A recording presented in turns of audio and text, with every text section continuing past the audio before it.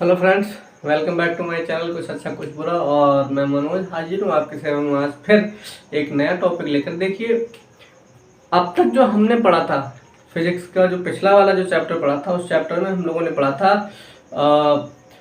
द्रव से संबंधित, उसका पृष्ठ तनाव कैसा होता है और गैस नली में द्रव कैसे चढ़ता है कैसे उतरता है। ये सारी चीज़ें हमने पिछले वाले चैप्टर की पढ़ी थी।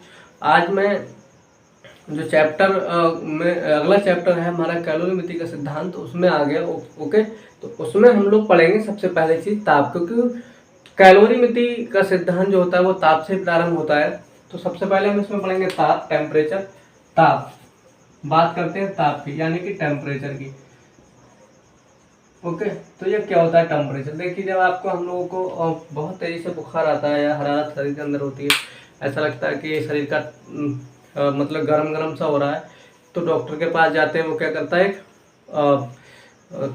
सफ़ेद सफ़ेद जिसमें पारा वारा होता है, या तो मुंह के अंदर लगवाएगा या बगल के अंदर लगवाता है। तो वहाँ पे क्या होता है, उस पर पारा चढ़ता है और वो कहता है कि आपका ताप बहुत अधिक है, यानी कि 105, 120, वैसे कितना होना चाहिए, 97, 95। तो वहाँ पे क्या होता है, उसमें केवल टेम्परेचर की बात की जाती है। ताप, तो ताप होता क्या है? ताप जो होता है, ताप जो होता है, ताप ये तय करता है कि कोई वस्तु ठंडी है या गर्म। कैसे पता करते हैं? अगर कोई भी वस्तु है तो उसको हम, जैसे ये बोर्ड है, ओके, इसको मैंने कह दिया पूरा लाल है, ये मतलब गर्म है, इसको मैं छूऊंगा या इसके संपर्क में कोई दूसरी चीज लेके आऊंगा, तो क्या होगा भाई, उसको छूने के बाद तो मुझे पता लगेगा। दो चीजें रखी, सपोज दैट, एक ये चीज रखिए, कोई भी ये धातु के दो टुकड़े हैं, ओके, और ये बिल्कुल देखने में एक जैसे हैं। ये फर्स्ट और ये सेकंड दो टुकड़े हैं, पहला टुकड़ा ये और ये दूसरा टुकड़ा, एक जैसे, सेम टू सेम दो टुकड़े, सेम है कितने, दो टुकड़े। अब इनको मैं कैसे बताऊंगा भैया, कैसे बताऊंगा बिना देखे कि कौन सा ठंडा है कौन सा गर्म है, एक जैसे हैं। तो इनको छूकर, जब मैं छूऊंगा तो कहूंगा अरे ये तो बहुत अधिक गर्म है, अरे ये बहुत अधिक ठंडा है। तो इनकी ठंडेपन गर्माहट का जो ज्ञान कराता है, उसी को हम लोग कहते हैं ताप। क्या कहते हैं? ताप। यानी कि किसी भी वस्तु के ठंडेपन और गर्माहट का ज्ञान जिस चीज से होता है, उस चीज को ही हम लोग क्या कहते हैं, ताप कहते हैं। अब इस ताप की एक क्वालिटी होती है। मैंने कहा ये चीज ठंडी है और ये कैसी है, ये गर्म है, और ये कैसी है, ठंडी होती है। तो जब हम क्या करेंगे, गर्म वस्तु को ठंडी वस्तु के साथ सटा कर रखेंगे, संपर्क में रखेंगे, तो होता क्या है, आप चाहे इसमें एक ऐसा करें, ऐसे इसके बीच में एक ऐसे बड़ा सा एक ऐसे लगा दें दूर से ही, तो धीरे धीरे क्या होगा, इसका ताप अधिक है, ये गर्म है। गर्म का मतलब जब कोई चीज गर्म है तो उसको हम क्या कहेंगे, उसका ताप कैसा है, अधिक है। और अगर कोई चीज ठंडी है तो उसका ताप हम लोग कैसे कह देंगे, कम है। ओके, इसका मतलब आपको समझ में आ गया। किसी भी वस्तु के ठंडेपन या गर्माहट का जिस चीज से एहसास होता है, जो ज्ञान कराता है, उसको ही हम लोग क्या कहते हैं, ताप कहते हैं। अब दो अलग अलग ताप वाली वस्तुएं, ठंडी और गर्म, उनको जोड़ दिया गया तीसरी किसी वस्तु से। ओके, तो क्या होगा, यहाँ से जो ऊष्मा होगी वो धीरे धीरे बहकर इसमें जाने लगेगी। ओके, इसमें जाने लगेगी, इसमें जाने लगेगी। और ये कब तक ऐसा चलेगा, जब तक कि ये वाली वस्तु का ताप और इस वाली वस्तु का ताप दोनों का बराबर बराबर नहीं हो जाएगा। तो यहाँ से हमें एक ये भी पता लगा कि ये जो ताप है, जो ऊष्मा है, ये ताप बिल्कुल, ऊष्मा जो है वो बिल्कुल द्रव के जैसा काम करती है। मतलब द्रव का क्या काम होता है, द्रव हमेशा ऊंचाई से, द्रव हमेशा क्या होता है, ऊंचाई से नीचाई की ओर, मतलब नीचे की ओर, नीचे की ओर बहता है। होता है नहीं होता है, द्रव क्या करता है, हमेशा ऊपर से नीचे की ओर बहता है। ठीक उसी प्रकार ऊष्मा भी नीचे, अधिक ताप वाली, ऊंचे ताप वाली वस्तु से कम ताप वाली वस्तु में को प्रवाहित होती है। इसका मतलब इसका ये गुण बिल्कुल द्रव के जैसा हो गया। जैसे द्रव ऊंचाई से नीचे की ओर, ऊपर से नीचे की ओर बहता है, उसी प्रकार से ऊष्मा भी अधिक ताप वाली वस्तु से कम ताप वाली वस्तु की ओर बहती है। और ये कब तक प्रवाहित होती है, जब तक कि दोनों वस्तुओं का ताप बराबर बराबर ना हो जाए। ओके, आपने देखा होगा, एक कप लिया और एक कप बना लो, अच्छा सा एक कप लो, एक कप बनाया यहाँ पर ऐसे करके, इसके नीचे ऐसे एक छोटा सा ये बना दो। ओके, ऐसे एक कप और बना दो ऐसे यहाँ पर, अच्छा सा दूसरा कप बन गया ये। और इन दोनों कपों में अलग अलग चीजें भरी हुई हैं। ओके, इसमें भरी हुई है चाय, चाय गर्म वाली, खूब गर्म चाय है।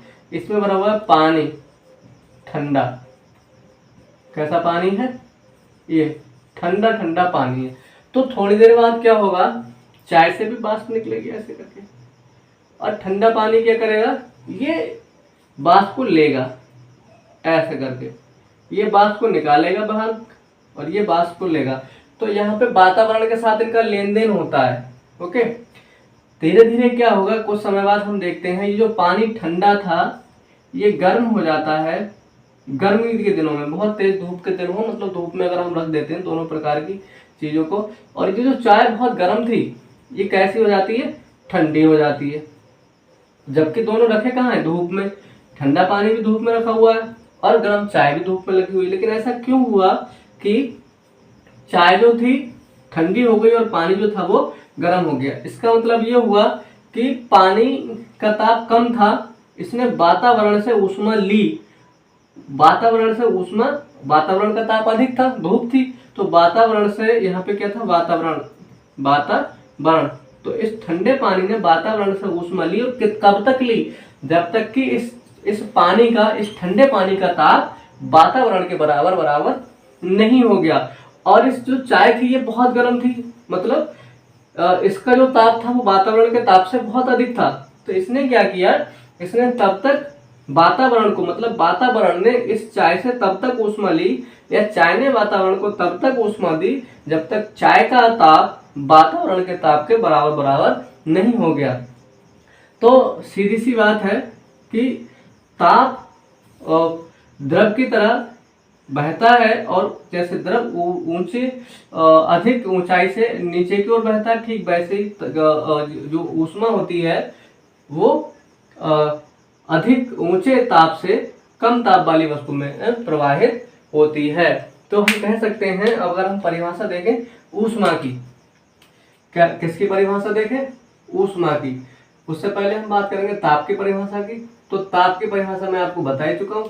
ताप किसी भी वस्तु का वह भौतिक गुण है, ठीक है, जो उसके ठंडेपन या गर्माहट का हम लोगों को एहसास कराता है, या हमको उसकी पता चलता है ये ठंडी है या वस्तु, उसको कहते हैं हम, उसको कहते हैं ताप। अब बात आती है किसकी, ऊष्मा की। तो ऊष्मा क्या है, ऊष्मा एक प्रकार की ऊर्जा है, ऊर्जा ही तो होती है।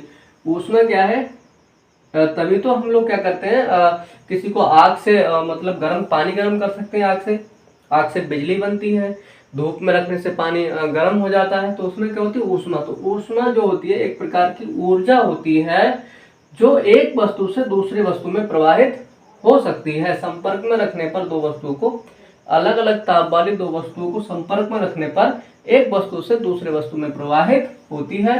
तो यह है ऊष्मा, मतलब ऊर्जा का ही एक रूप है ऊष्मा। और ऊष्मा की क्वालिटी क्या होती है, ऊष्मा अधिक ताप वाली वस्तु से कम ताप वाली वस्तु में प्रवाहित होती है। ओके, कोई भी वस्तु तापीय साम्य होती है। कब, तापीय साम्य का मतलब समझ, शब्द मैंने बोला तापीय साम्य। तापीय साम्य का मतलब क्या होता है, तापीय साम्य का मतलब होता है कि दोनों के ताप समान हो जाएं। दो वस्तुएं जो अलग अलग ताप की थी उनको सटाप कर रखने पर जब दोनों वस्तुओं के ताप समान हो जाएंगे, मतलब एक था 100 डिग्री सेंटीग्रेड का और एक था 0 डिग्री सेंटीग्रेड का। अब इसमें यहाँ पे क्या होगा, 100 डिग्री सेंटीग्रेड वाली वस्तु से 0 डिग्री सेंटीग्रेड वाली वस्तु में ऊष्मा जाने लगेगी। और कब तक जाएगी, जब तक दोनों की ऊष्मा 50 और 50 नहीं हो जाएगी। इसकी भी 50 डिग्री सेंटीग्रेड और इसकी भी 50 डिग्री सेंटीग्रेड नहीं हो जाएगी। ओके, तो यहाँ पे ये दोनों की ऊष्मा जब 50-50 डिग्री सेंटीग्रेड हो जाएगी तो हम क्या कहेंगे, इसका ताप भी 50 डिग्री सेंटीग्रेड और इसका ताप भी 50 डिग्री सेंटीग्रेड हो जाएगा, तो हम कहेंगे कि ये दोनों वस्तुएं कैसी हैं, तापीय साम्य में है, मतलब दोनों का ताप कैसा आया, समान है। तो ये तो था तापीय साम्य का मतलब। आपको समझ लेना चाहिए ताप की परिभाषा। ताप किसी वस्तु का वह भौतिक गुण है जो किसी वस्तु के ठंडेपन या गर्माहट का हम लोगों को एहसास दिलाता है जब हम उसको टच करते हैं। ऊष्मा, ऊष्मा एक प्रकार की ऊर्जा है जो दो वस्तुओं को संपर्क में रखने पर एक वस्तु से दूसरे वस्तु में स्थानांतरित हो जाती है। ये तो थी ताप और ऊष्मा यानी कि टेम्परेचर और हीट की परिभाषाएं।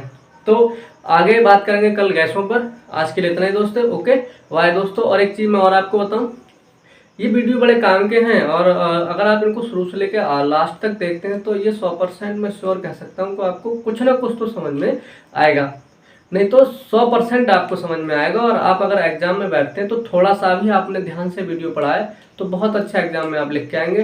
तो इसलिए पूरा देखें और लाइक करें, शेयर करें, सब्सक्राइब करें। इसी के साथ बाय दोस्तों।